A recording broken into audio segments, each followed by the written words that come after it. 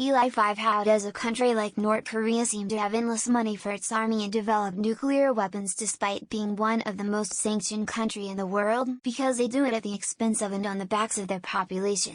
They have a huge army of underfed, undertrained, indoctrinated, and terrified peasants who worship their dear leader.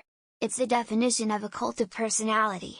They are more than willing to starve their own people in order to maintain an army that would in all likelihood get wiped out by air power and artillery in the first few weeks of an all-out war. They rely heavily on China and international goodwill to survive, while at the same time threatening and provoking some of the very same countries that send aid. Remember that money is a construct. It's a tool used for trade.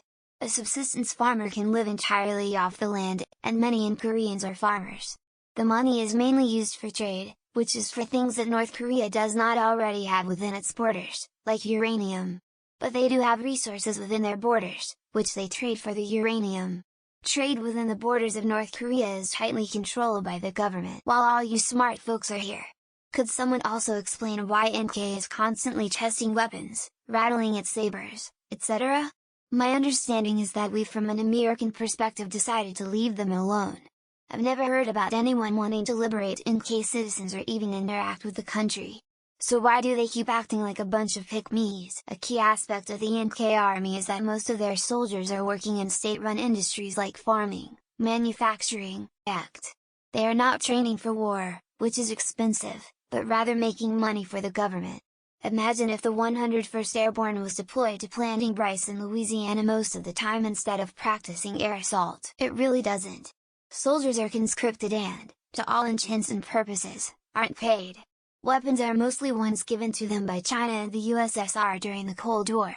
They have the nuclear weapons program precisely because their conventional military is so weak. The threat of nuclear retaliation is their biggest defense against invasion. I would highly recommend you watch the recent video by Perrin on South Korea. It doesn't completely answer you, but it will provide a lot of context.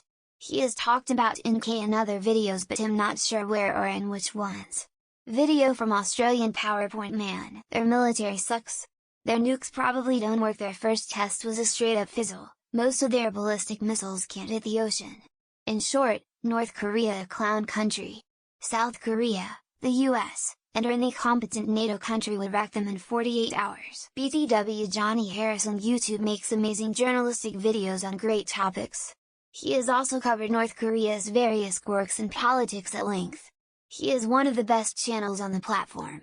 I highly recommend you check it out. North Korea has attempted to make itself an autarky instead of trying to enmesh itself into the global economy. They had a strong internal industrial productive capacity that other nations have dismantled or reduced as a result of the many embargoes their government has faced. It's not endless, it's just prioritized over everything else. The State Department estimated that in 2021 they spent over 25% of their national GDP on the military. By contrast, defense makes up about 3.5% of the US GDP, and 2.2% of the global average. Don't forget people's time, money, and NK has a whole bunch of people whose activities are tightly controlled so they can be focused on what the government wants, and their ability to leave the county is very limited. China literally subsidizes every aspect of Kim Jong-un cartoon's regime.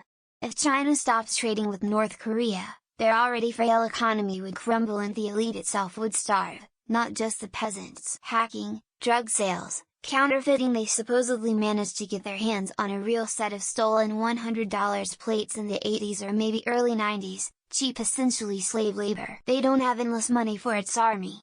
A lot of soldiers are starving half to death and they are seen as the very bottom rung on the social totem pole by the citizenry. Simple answer is that it is commerce. Other countries don't stop dealing with it just because some countries don't agree with the government they're using. Their citizens are literally starving. They also apparently do a lot of fraud, scams and currency counterfeiting to bring in foreign money. North Korean affiliated hackers have stolen over $2 billion in the last 2 years. Should fetch a pretty penny after laundry. May as well ask, how does a Mormon Catholic Scientologist church have so much money? Answer: by controlling their cult. It's not unlimited, but they divert a much higher fraction of their GDP to those endeavors. Sort of like the former USSR. If you have 26 million slaves and natural resources, you don't really need money to do those things. North Korea has lots of factories. Where do you think China outsources their labor?